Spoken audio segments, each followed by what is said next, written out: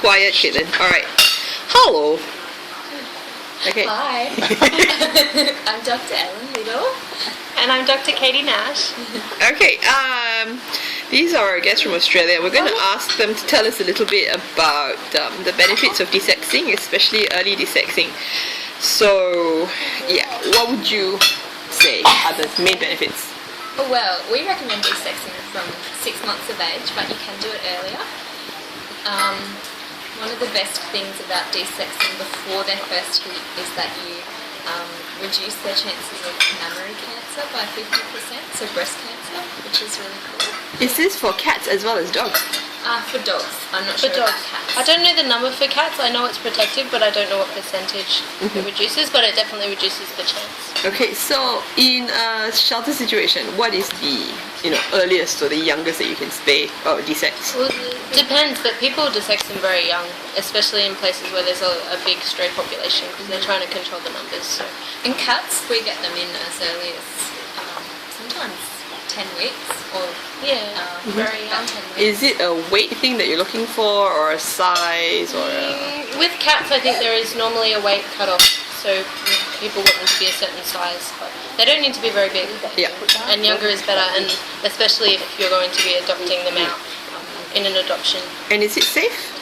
Yeah, I mean, they've been doing it for a long time. I think that there isn't any evidence that they're more at risk of certain health problems at this stage, so. Okay, a lot of people also say that it's cruel and it's painful and it's unnatural. What do you think? Look, I think that vets these days do use pain relief, and their recovery from surgery is very quick. Right. And I think that the benefit outweighs the risks, especially because so many animals have to be euthanized every year when they have unwanted litters and there's too many pets. More pets than homes, and that's usually the case. What can you run through quickly what happens in a typical desex? So let's talk about boys first.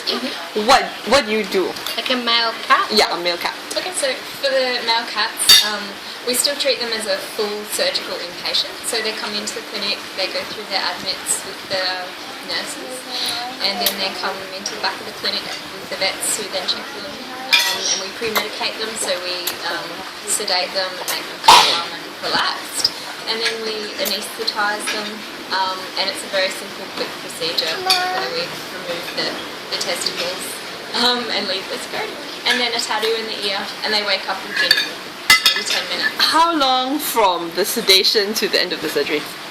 Really very quick. Very quick. So Male cat is generally sedated within about 15 minutes, and the surgery takes about, clipping and everything, maybe 10 minutes to 25 minutes from start to That's finish. really, really quick. What about the girls?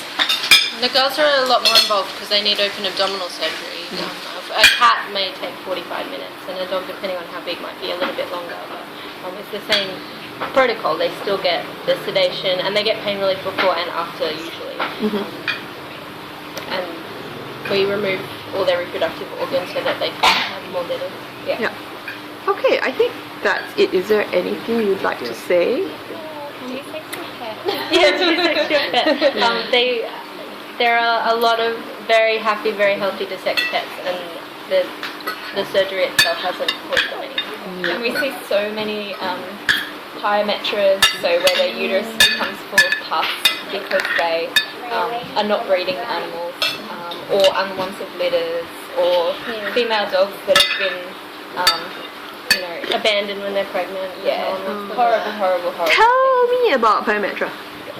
Okay, that's normally happens. It can be in any breeding female. Okay. They can have had litters in the past, but sometimes if they're having, particularly if they have repeat cycles and they're not bred, they're more likely to have changes in their uterus that are favourable for an infection. They can get a very severe life-threatening infection. So pyometra is an infection in the uterus. Yeah.